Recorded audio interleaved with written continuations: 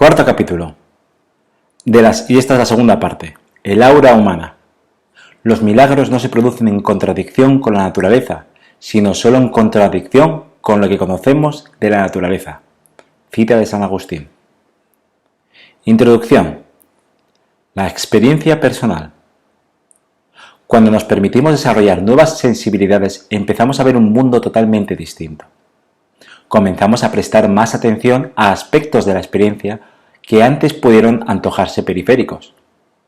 Descubrimos que estamos utilizando un nuevo lenguaje para comunicar nuestras recién estrenadas experiencias. Expresiones como malas vibraciones o la energía fue enorme se han convertido en locuciones coloquiales.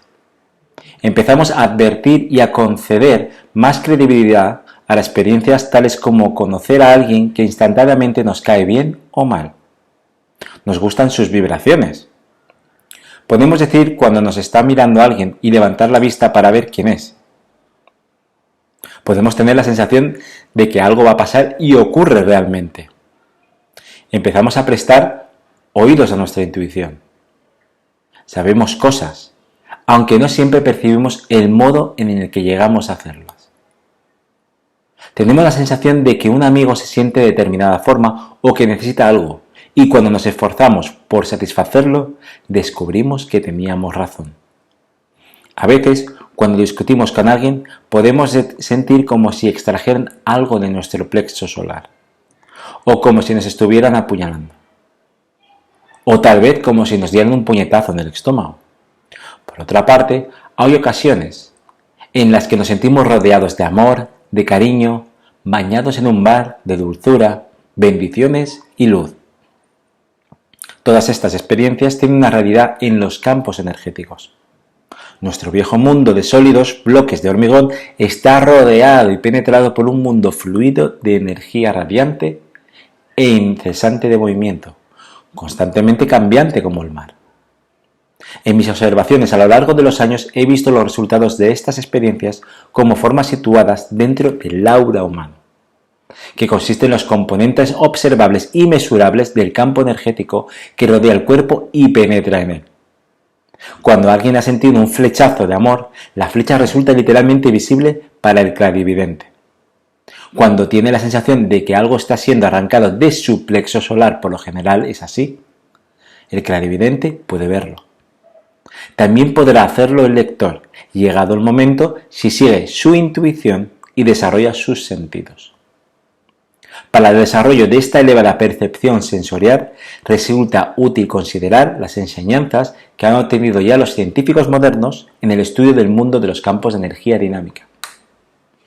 Esta consideración nos ayuda a desbloquear el cerebro apartando aquello que nos impide ver que también nosotros estamos sujetos a las leyes universales.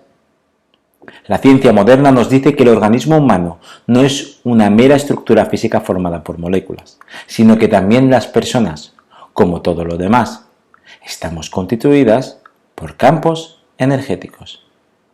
Nos desplazamos desde el mundo de la forma sólida estática a otros campos energéticos más dinámicos. También nosotros tenemos mareas, como los océanos. Cambiamos constantemente. ¿Cómo tratamos en cuanto seres humanos esa información? Nos adaptamos a ella. Si existe tal realidad, deseamos experimentarla. Los científicos están aprendiendo a medir estos sutiles cambios. Desarrollan instrumentos para detectar los campos energéticos relacionados con nuestros cuerpos y evaluar sus frecuencias. Miden las corrientes eléctricas del corazón con electrocardiogramas y las del cerebro con electroencefalogramas. El detector de mentiras puede medir el potencial eléctrico de la piel y es posible hacer lo propio con los campos electromagnéticos que rodean el cuerpo gracias a un sensible aparato denominado SQUID, dispositivo de interferencia del cuanto superconductor, que ni siquiera entra en contacto con el cuerpo a medir los campos magnéticos que lo rodean. El doctor Samuel Williamson, de la Universidad de Nueva York, afirma que el SQUID permite obtener más información sobre el estado funcional del cerebro que en un electroencefalograma normal. Dado que la medicina depende cada vez más de estos complejos instrumentos capaces de medir los impulsos del cuerpo, la salud y la enfermedad, e incluso la vida misma, se están redefiniendo lentamente en términos de impulsos y pautas energéticas. En 1939, los doctores H. Bird y F. Northrop de la Universidad de Yale descubrieron que midiendo el campo energético de una semilla, lo que denominaron el L, o campo de vida, podían determinar cuál sería el crecimiento, en términos de salud, de la planta que germinara de dicha semilla, y comprobaron que midiendo el campo de los huevos de rana podían discernir el emplazamiento futuro del sistema nervioso del batracio. Toma ya. Otra de sus mediciones estableció el tiempo de ovulación de la mujer, lo que les permitió sugerir un nuevo método de control de natalidad. En 1959, el Dr. Leonard Ravitz de la Universidad William & Mary demostró que el campo energético humano fluctúa según la estabilidad mental y psicológica de la persona. Sugirió que hay un campo asociado a los procesos mentales y que la variación de este campo de pensamiento causaba síntomas psicosomáticos. Ojo al dato. En 1979, otro científico, el Dr. Robert Becker, de la Upstate Medical School of Syracuse de Nueva York, trazó un complejo campo eléctrico sobre el cuerpo cuya forma es similar a la de este y a la del mismo sistema nervioso central. Lo denominó sistema de control de corriente continua y descubrió que cambiaba de forma y potencia con las mutaciones fisiológicas y psicológicas. También descubrió unas partículas del tamaño de electrones que se movían por este campo. El doctor Viktor Uyushin, de la Universidad de Kazajstán, en la Unión Soviética, ha realizado amplias investigaciones sobre el campo energético humano desde los años 50. Basándose en los resultados de sus experimentos, sugiere la existencia de un campo energético bioplásmico compuesto de iones, protones libres y electrones libres. Como quiera que se trate de un estado distinto de los cuatro conocidos de la materia, sólido, líquidos, gases y plasma, Uyushin apunta que el campo de energía bioplasmática es un quinto estado de aquella. Sus observaciones han demostrado que las partículas bioplasmáticas son renovadas constantemente por procesos químicos en las células y que su movimiento es continuo. Parece haber un equilibrio de partículas positivas y negativas relativamente estable dentro del bioplasma. Si se produce un desequilibrio grave, la salud del organismo sufre. A pesar de la estabilidad normal del bioplasma, Uyushin ha descubierto que una cantidad importante de esta energía se irradia al espacio. Esto hay que tenerlo en cuenta. En consecuencia, es posible medir las nubes de partículas bioplasmáticas que se mueven por el aire tras desprenderse del organismo. Así, nos hemos lanzado a un mundo de campos energéticos vitales, campos de pensamiento y formas bioplasmáticas que se mueven alrededor del cuerpo y se desprenden de él.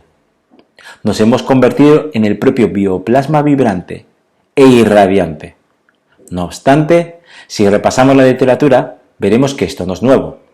La gente conoce el fenómeno desde el origen de los tiempos. Lo que ocurre es que, sencillamente, que se está redescubriendo en nuestra época. El hombre occidental lo desconoció o rechazó durante algún tiempo.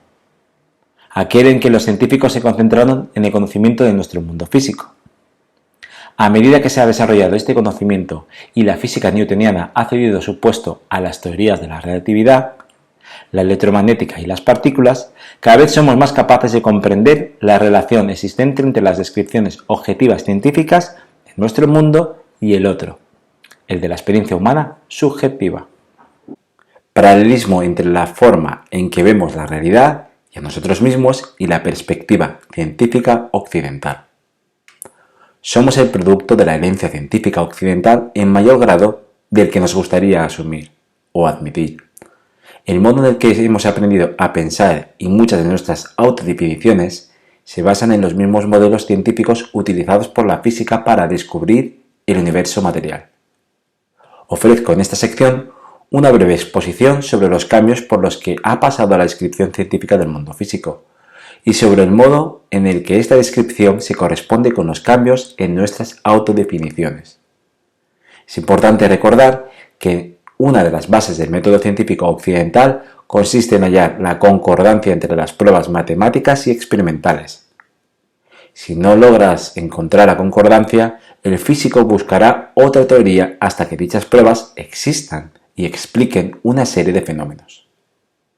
Esto es lo que convierte al método científico occidental en una herramienta tan poderosa en su uso práctico y lo que conduce a importantes investigaciones en campos tales como el empleo de la electricidad y la utilización de los fenómenos subatómicos en medicina, por ejemplo en los rayos X, los escáneres, las instalaciones de TAC y los láseres. Conforme nuestros conocimientos progresan, se produce continuamente el descubrimiento de nuevos fenómenos. Muchas veces estos no se pueden describir mediante las teorías que se manejaron al explicarlos. Generalmente se postulan nuevas teorías, más amplias, basadas en todo conocimiento acumulado con anterioridad. Se proyectan y llevan a la práctica nuevos experimentos hasta que se encuentre la concordancia entre la experimentación y la nueva prueba matemática. Se aceptan las nuevas teorías como leyes físicas. El proceso de encontrar nuevas formas para describir fenómenos nuevos siempre amplía nuestros puntos de vista, lo cual constituye un reto para nuestra limitada concepción habitual sobre la naturaleza de la realidad física. Procedemos entonces a incorporar las nuevas ideas a nuestras vidas y empezamos a vernos de forma distinta a nosotros mismos. Toda esta parte demuestra que el punto de vista científico de la realidad apoya la idea de que estamos compuestos por campos energéticos. Y va de hecho mucho más allá, hasta alcanzar reinos que justamente estamos empezando a experimentar, es decir, nos conduce a una visión holográfica del universo. En este universo todas las cosas están interconectadas, correspondiendo a una experiencia holística de la realidad. Pero revisemos en primer lugar parte de nuestra historia. La física newtoniana. Hasta tiempos recientes, cuando las religiones orientales empezaron a ejercer mayor influjo en nuestra cultura, gran parte de nuestros principios de autodefinición, en su mayoría inconscientes, se basaban en la física de algunos siglos atrás. A lo que me refiero en este caso es a nuestra insistencia en considerarnos objetos sólidos. La definición del universo como algo formado por objetos sólidos lo sostuvieron principalmente Isaac Newton y sus colegas a finales del siglo XVII y principios del siglo XVIII. La física newtoniana se extendió al siglo XIX para describir un universo compuesto fundamentalmente por bloques denominados átomos. Se pensaba que estos átomos newtonianos, a su vez, estaban formados por objetos sólidos, un núcleo de protones, uno de neutrones, con electrones girando en torno a dicho núcleo en forma muy parecida al desplazamiento de la Tierra alrededor del Sol. La mecánica newtoniana describió con fortuna los movimientos de los planetas, las máquinas mecánicas y los fluidos en movimiento continuo. El enorme éxito del modelo mecanicista movió a los físicos de principios del siglo XIX a creer que en realidad el universo era un enorme sistema mecánico que funcionaba de acuerdo a las leyes newtonianas del movimiento. Se consideraban estas leyes como las básicas de la naturaleza y la mecánica newtoniana como la teoría definitiva de los fenómenos naturales. Era posible describir todo objetivamente. Se consideraba que todas las reacciones físicas tenían una causa física, como las bolas que chocan sobre una mesa de billar. Todavía no se conocían las interacciones energía-materia, como sucede cuando la radio interpreta música en respuesta a las ondas invisibles. Tampoco se le ocurrió a nadie que el propio experimentador altera los resultados de los experimentos. No solo los psicólogos, sino también de los físicos, como ha demostrado con posterioridad profesionales de la física. La perspectiva newtoniana resulta reconfortante para quienes prefieren considerar el mundo como algo sólido y en gran medida inmutable, con una serie de reglas bien definidas que regulan su funcionamiento. Gran parte de nuestras vidas se sigue regiendo por la mecánica newtoniana y posiblemente continuarán así durante bastante tiempo en el futuro. Cabe señalar que, excepto por los que se refiere a los sistemas eléctricos, nuestros hogares siguen siendo en gran medida newtonianos. Sentimos nuestros cuerpos de modo mecánico. Definimos la mayoría de nuestra experiencia en términos de espacio tridimensional y de tiempo lineal. Todos tenemos relojes. Los necesitamos para seguir con nuestras vidas tal como las hemos estructurado, de forma esencialmente lineal. Mientras nos apresuramos en nuestras vidas cotidianas, esforzándonos por llegar a tiempo, es fácil considerarnos a nosotros mismos como elementos mecánicos e ignorar la experiencia humana interna, más profunda, por ejemplo. Si le preguntamos a alguien de qué está hecho el universo, lo más probable es que nos describa el modelo newtoniano del átomo, entre paréntesis, los electrones girando alrededor de un núcleo de protones y de neutrones. Sin embargo, si se lleva esta teoría a su extensión literal, nos situaría en una posición bastante desconcertante, de pensar que estamos compuestos de diminutas pelotas de ping-pong que giran vertiginosamente alrededor unas de otras. Título 4. La teoría del campo. La teoría del campo. A principios del siglo XIX se descubrieron nuevos fenómenos que no se podrían describir mediante la física newtoniana. El descubrimiento y la investigación de los fenómenos electromagnéticos condujeron al concepto de campo. Se definió este campo como la condición en el espacio que tiene potencial para producir una fuerza. La vieja mecánica newtoniana interpretó la interacción de las partículas con carga positiva y negativa, como los protones y los electrones, diciendo simplemente que dos partículas se atraen mutuamente como dos masas. Sin embargo, Michael Faraday y James Clerk Maxwell consideraron que era más apropiado utilizar el concepto de campo, afirmando que cada carga crea una alteración o condición en el espacio circundante, de manera que la otra carga, cuando está presente, siente una fuerza. Así nació la concepción de un universo lleno de campos que crean fuerzas mutuamente interactivas. Se contaba por fin con un marco científico con el que se podría empezar a explicar nuestra capacidad para afectarnos mutuamente a distancia por medios que no sean la palabra o la vista. Todos hemos pasado por la experiencia de descolgar el teléfono que suena y saber quién está al otro lado del hilo antes de que empiece a hablar. Las madres suelen saber cuándo tienen problemas sus hijos, donde quiera que estén. Todo ello se puede explicar en los términos fijados por la teoría de campos. En los últimos 15 o 20 años la mayoría de nosotros ha empezado a utilizar tales conceptos para describir las interacciones personales. Estamos empezando a admitir que nosotros mismos estamos formados por campos. Notamos la presencia de otras personas en una habitación sin oírlas ni verlas. Interacción de campos.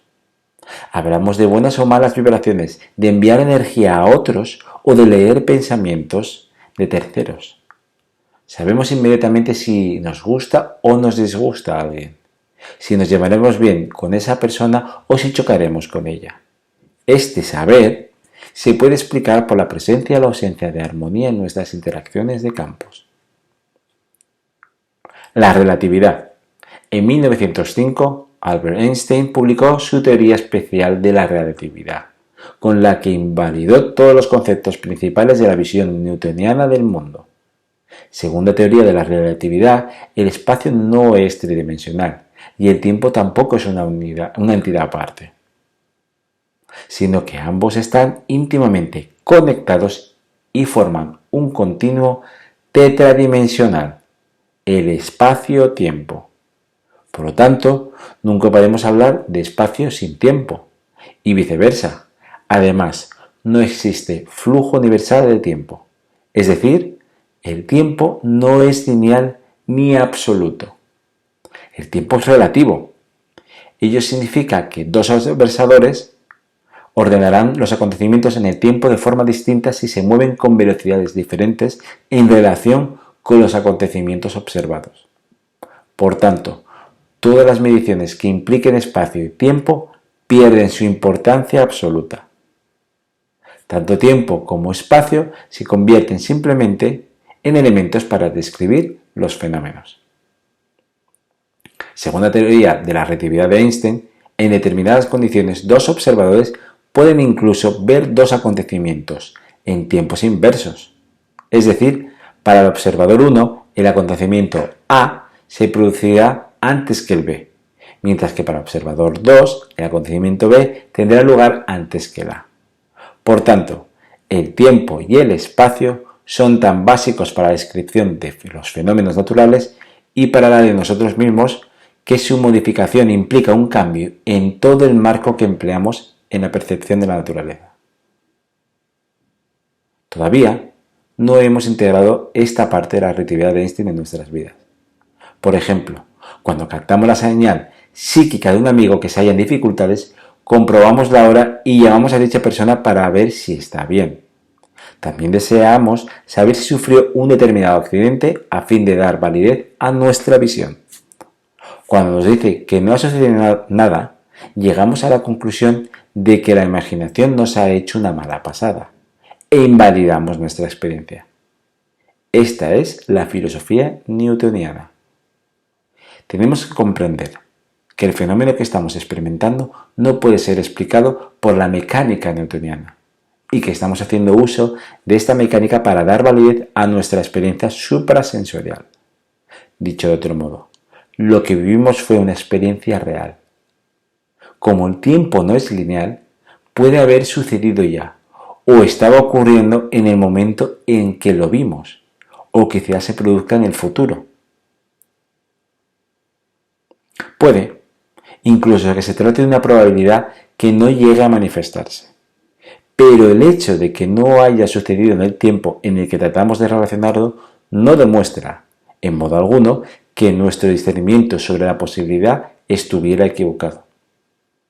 Sin embargo, si en la visión que tuvimos sobre nuestro amigo vimos también un calendario y un reloj con hora newtoniana, nuestra percepción sería tal que incluiría la información sobre el continuo espacio y tiempo del suceso.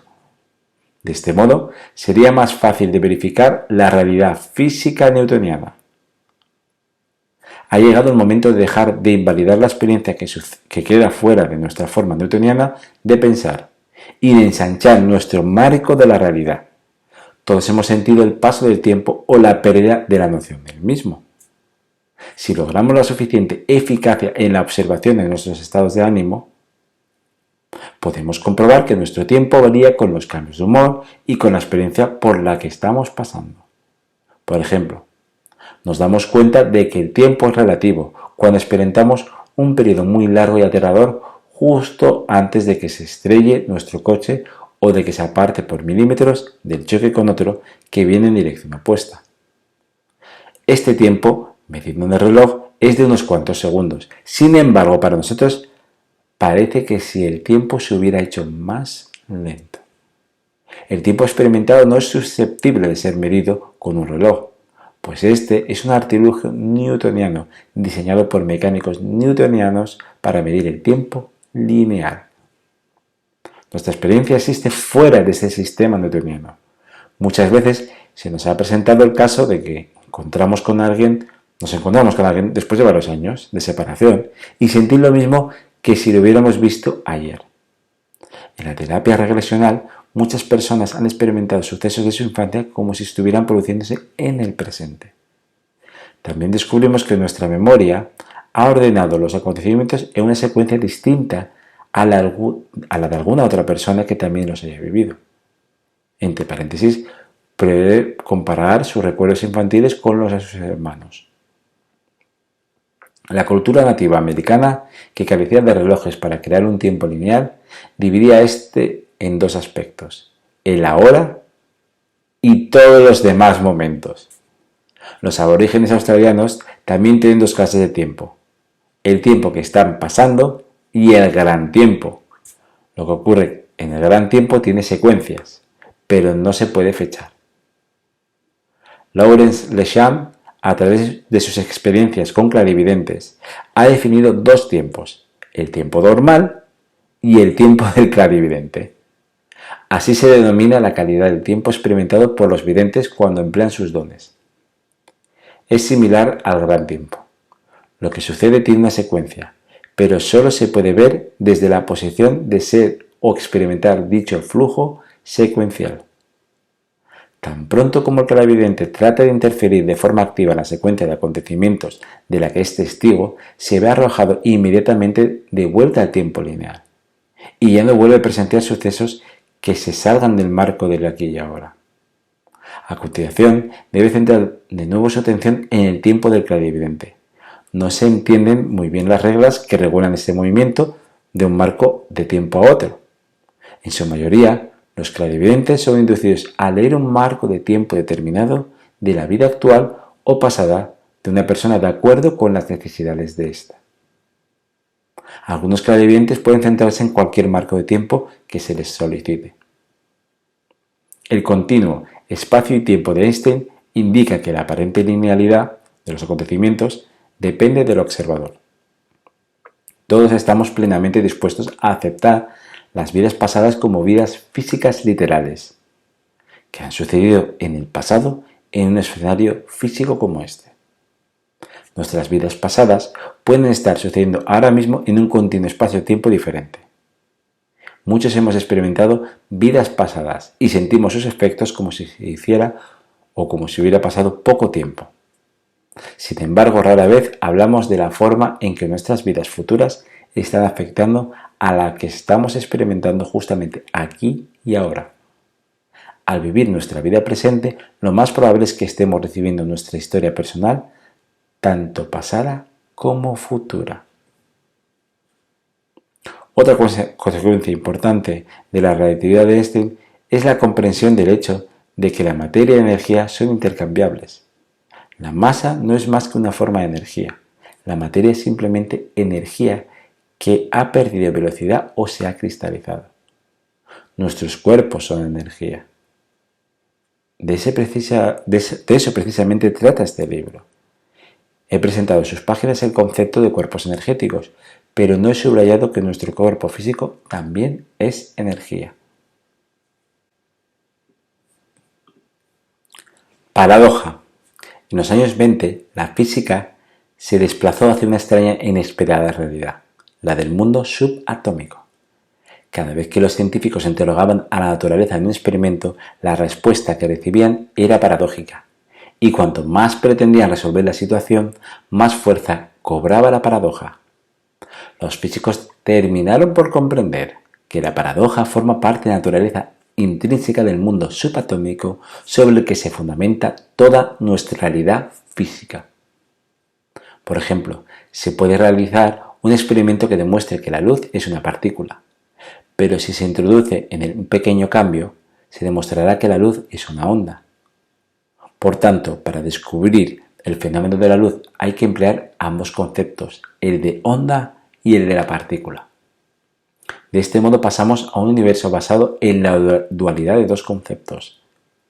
Los físicos lo denominan complementariedad, es decir, para describir el fenómeno, entre paréntesis, si seguimos pensando en términos tales como partículas y ondas, cierro paréntesis, es necesario emplear ambos tipos de descripción. Estos tipos son completamente mutuos, más que opuestos, según el viejo concepto de lo uno al otro. Por ejemplo, Max Planck descubrió que la energía de la radiación térmica, como la de un radiador casero, por ejemplo, no es de emisión continua, sino que se presenta en forma de discretos paquetes de energía, denominados cuanta.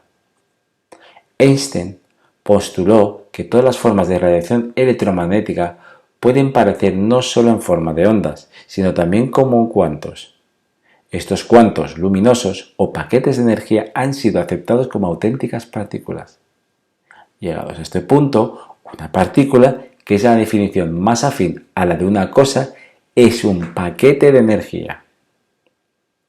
A medida que penetramos más a fondo en la materia, la naturaleza no nos muestra ningún tipo de bloques básicos aislados, como sugería la física newtoniana. La búsqueda de los bloques fundamentales de la materia hubo de ser abandonada cuando los físicos encontraron un gran número de partículas elementales que apenas podían calificarse como cuerpos materiales. Por medio de los experimentos realizados durante las últimas décadas, los físicos han descubierto que la materia es totalmente mutable y que a nivel subatómico no hay certidumbre de que la materia exista en lugares definidos, sino que más bien muestra cierta tendencia a existir. Todas las partículas se pueden transmutar en otras, se pueden crear a partir de la energía y convertirse en otras partículas. Se pueden crear a partir de la energía y desvanecerse en energía. Cuándo y cómo sucede esto es algo que no podemos determinar con exactitud, pero sabemos que ocurre continuamente. A nivel personal, a medida que nos internamos en el mundo de la moderna psicología y desarrollo espiritual, descubrimos que las viejas formas disyuntivas también se disuelven en la forma dual, lo uno y lo otro. Ya no somos malos o buenos, ya no nos limitamos a odiar o amar a alguien. Encontramos capacidades mucho más amplias en nuestro interior. Podemos sentir amor y odio, con todas las emociones intermedias por una misma persona. Actuamos responsablemente y vemos que la vieja contraposición Dios-demonio se disuelve en un todo en el que nos encontramos que el Dios o diosa interior se funde con el Dios o diosa exterior. Un mal no es lo opuesto al Dios o diosa, sino la resistencia a la fuerza del Dios o diosa. Todo este compuesto con la misma energía, la fuerza de Dios o diosa es a un tiempo blanca y negra, masculina y femenina, contiene ambas cosas, la luz blanca y el vacío negro. Como puede ver el lector, seguimos usando unos conceptos impregnados de dualismo, pero estamos en un mundo de aparentes opuestos que se complementan entre sí, no de opuestos reales. Este sistema, el dualismo, se utiliza para impulsarnos al interior de la unidad. Desde luego, si el universo está compuesto por una trama semejante, no existe lógicamente eso que denominamos parte. Por tanto, no somos partes separadas de un todo, somos un todo. El doctor en física David Bohm afirma en su libro The Implicate Order, el orden implicado, que las leyes físicas primarias no pueden ser descubiertas por una ciencia que intenta fragmentar el mundo en sus diversas partes. Bohm ha escrito acerca de un orden plegado implícito, que existe en estado no manifiesto y que constituye la base sobre la que descansa toda realidad manifiesta. A esta última la denomina el orden desplegado explícito. Se considera que las partes presentan una conexión inmediata, en la que sus relaciones dinámicas dependen irreductiblemente del estado de todo el sistema.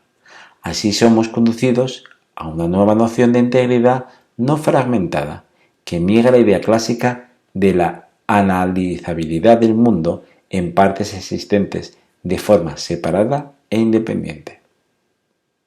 El Dr. Bohm afirma que el punto de vista holográfico del universo es el trampolín que facilita la comprensión de las órdenes plegado implícito y desplegado explícito. El concepto de holograma especifica que cada pieza es una representación exacta del todo y se puede utilizar para reconstruir el holograma completo. En 1971, Dennis Gabor recibió un premio Nobel por la formación del primer holograma. Era una fotografía captada sin objetivo en la que se registró un campo de onda de luz dispersa por un objeto, en forma de pauta de interferencia sobre una placa. Cuando se sitúa el holograma o registro fotográfico en un haz de láser o de luz coherente, la pauta de onda original se regenera para formar una imagen tridimensional. Cada pieza del holograma es una representación exacta del todo y reconstruirá la imagen completa. El Dr. Karl Pribram, afirmado estudioso del cerebro humano, ha acumulado a lo largo de una década numerosas pruebas de que la estructura profunda del cerebro es esencialmente holográfica. Afirma que los estudios de muchos laboratorios realizados mediante complejos análisis de frecuencias temporales y o espaciales demuestran que las estructuras cerebrales ven, oyen, gustan, huelen y tocan holográficamente. Seguidamente, la información es distribuida por todo el sistema de manera que cada fragmento puede producir el informe completo. El Dr. Pribram emplea el modelo de holograma para describir no solo el cerebro, sino también el universo. Afirma que el cerebro emplea un proceso holográfico para extractar información de un campo holográfico que trasciende el tiempo y el espacio. Los parapsicólogos han investigado las energías susceptibles de generar telepatía, psicocinesis y curación. Desde el punto de vista de un universo holográfico, estos efectos surgen de frecuencias que trascienden el tiempo y el espacio.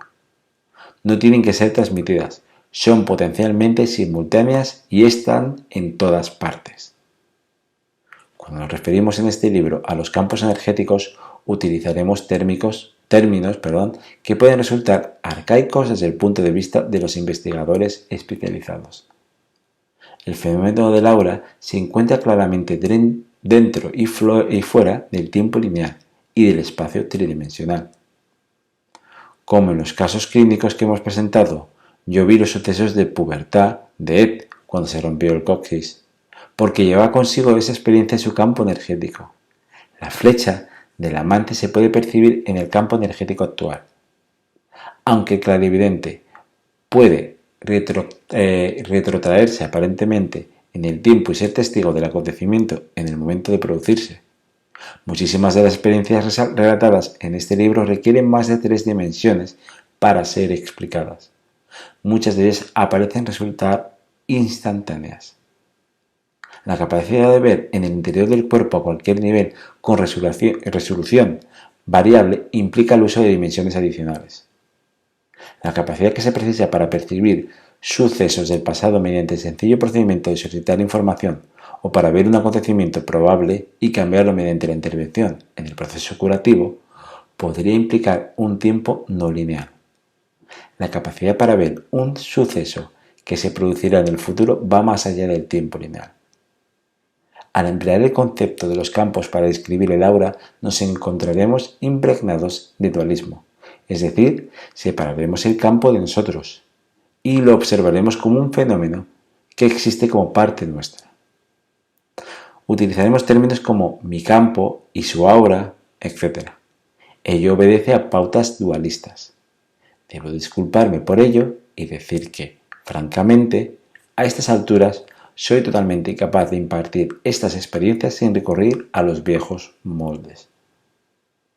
Desde el marco holográfico de la realidad, cada parte del aula no solo representa el todo, sino que, además, lo contiene. Así, lo único que podemos describir es nuestra experiencia con un fenómeno que observamos y creamos a un tiempo. Cada observación crea un efecto en la pauta observada. No somos una simple parte de dicha pauta, somos la pauta. Ella es nosotros y nosotros ella. Solo que ahora es preciso abandonar el término ella y sustituirlo por algún otro más apropiado, para derribar el bloqueo que experimentamos en nuestro cerebro cuando tratamos de comunicarnos. Los científicos han utilizado términos como probabilidades de interconexión o trama dinámica de pautas energéticas inseparables. Cuando empezamos a pensar en términos de trama dinámica, todos los fenómenos aurales descritos en este libro dejan de parecer particularmente inusuales o extraños. Toda experiencia está interconectada.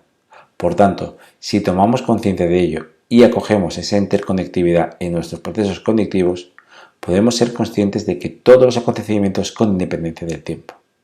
Pero tan pronto como decimos nosotros, hemos vuelto a caer en el dualismo. Es difícil experimentar esta interconectividad cuando nuestra experiencia más importante de la vida es dualista. La conciencia holística estará fuera del tiempo lineal y del espacio tridimensional y, por tanto, no será reconocida fácilmente.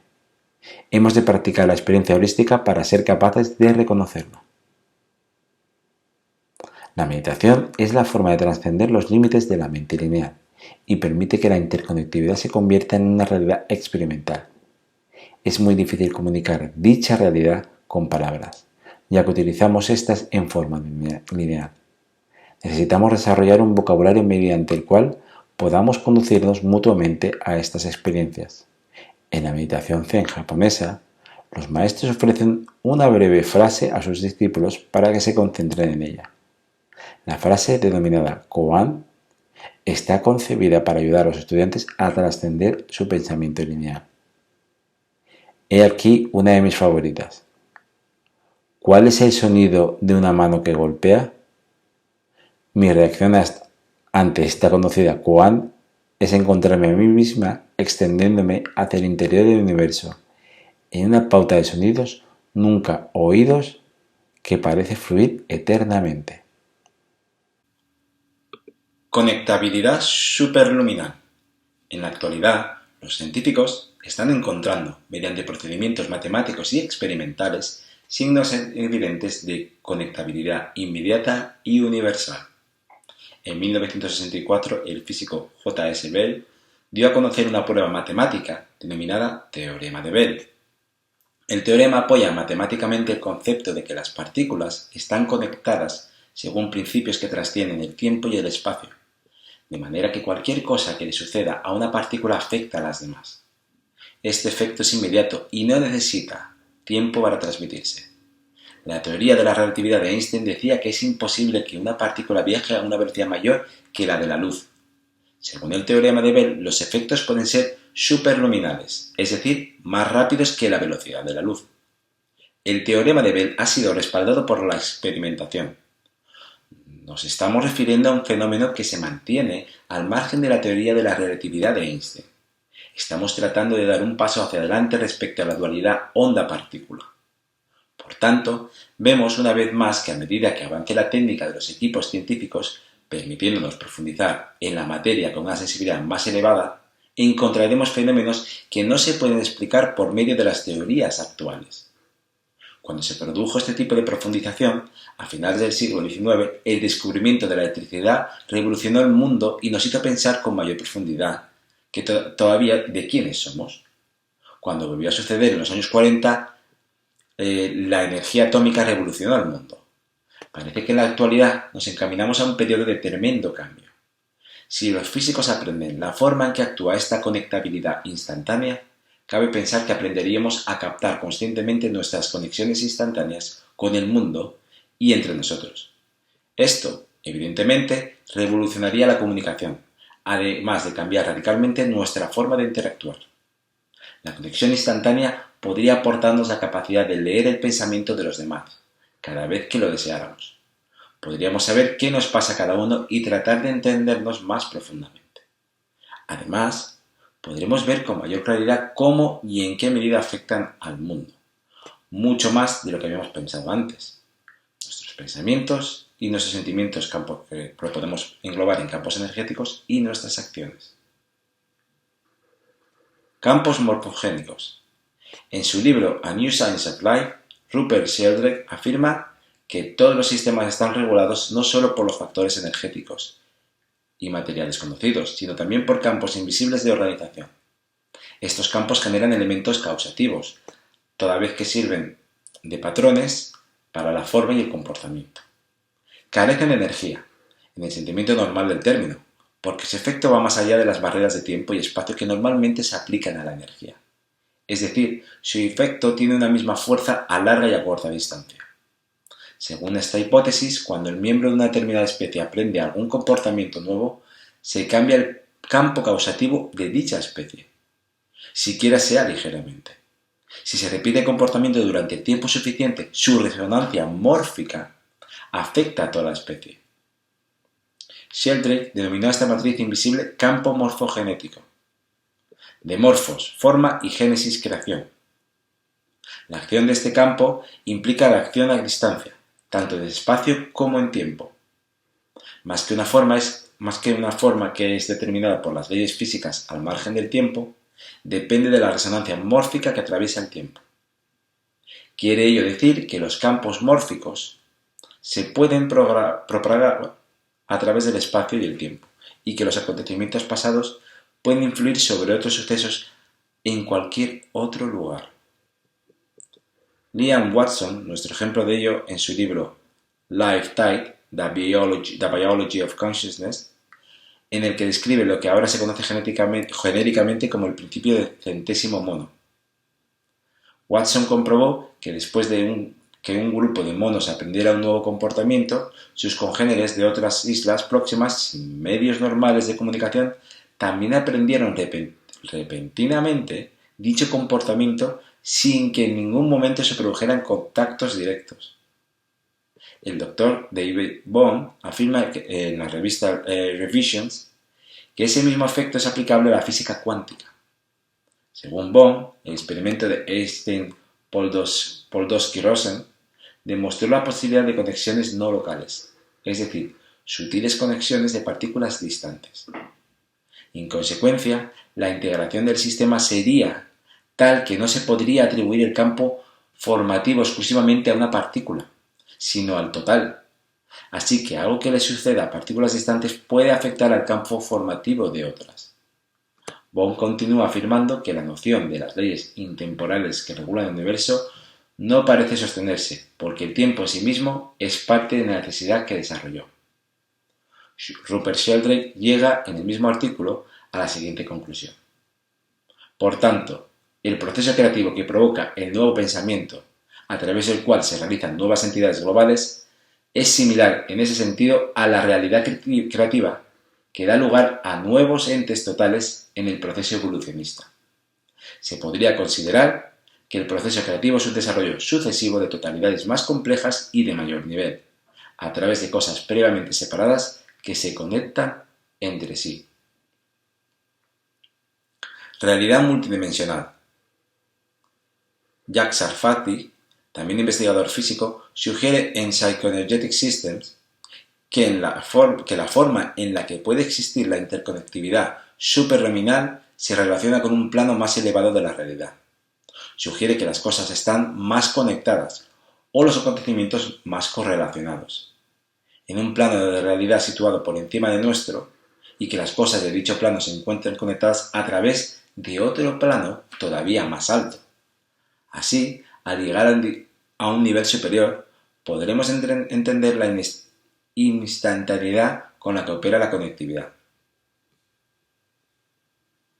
Conclusión.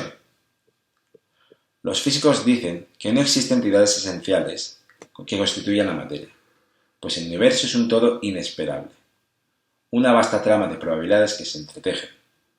El trabajo de Bohm demuestra que el universo manifiesto surge del todo. Yo sugiero que, en tanto que somos partes inseparables de ese todo, podemos entrar en un estado holístico de ser, convertirnos en el todo y penetrar en los poderes creativos del universo para curar instantáneamente a cualquiera en cualquier sitio. Algunos sanadores pueden lograr hasta cierto punto funcionándose y convirtiéndose en uno con Dios y el paciente. Llegar a ser sanador significa avanzar hacia el poder creativo universal que experimentamos como amor, a reidentificar el yo con el universo y convertirnos en universales, haciéndonos uno con Dios. Un escalón hacia esta plenitud consiste en despojarnos de las limitadas autodefiniciones basadas en nuestro pasado newtoniano de partes separadas e identificarnos con los campos energéticos. Si podemos integrar esa realidad de forma práctica en nuestras vidas, podremos separar la fantasía de una realidad posiblemente más amplia. Una vez que nos hayamos asociado con los campos energéticos, la conciencia superior se relacionará con una frecuencia más elevada y con un mayor grado de coherencia.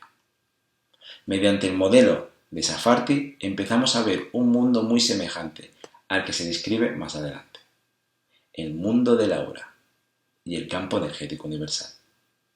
Dentro de él existimos en más de un mundo. Nuestros cuerpos más elevados, entre paréntesis, frecuencias aurales más altas, son de un ordenador o de un orden, mejor dicho, superior, y están más conectadas con los cuerpos superiores de otros que nuestros cuerpos físicos. A medida que progresa nuestra conciencia hacia frecuencias y cuerpos más elevados, nos vamos conectando cada vez más hasta que llega el momento en el que somos uno con el universo. Mediante este concepto, la experiencia meditativa puede ser definida, por tanto, como la elevación de nuestra conciencia a una frecuencia más alta, de manera que pueda entonces experimentar la realidad de nuestros cuerpos más elevados, de nuestra conciencia más alta y de los mundos más altos en que existimos. Examinemos más ampliamente pues el fenómeno del campo energético para ver qué nos puede decir la ciencia experimental. Revisión del capítulo 4. Primera pregunta: ¿cómo han influido los puntos de vista científicos en nuestras propias concepciones? Pregunta número 2. ¿Por qué no resulta práctico en la actualidad el punto de vista de un mundo físico fijo? Pregunta número 3. ¿Qué importancia tuvieron las contribuciones de Faraday y Maxwell en las concepciones sobre la forma en la que funciona el mundo? Pregunta número 4. ¿Qué es la conectividad superluminal y qué importancia tiene en nuestra vida cotidiana? Pregunta número 5. ¿Cómo puede ayudar la idea de realidad multidimensional a describir el CEH? Alimento para la mente. Imagínese a sí mismo como si fuera un holograma. ¿Hasta qué punto le priva las limitaciones tal concepción?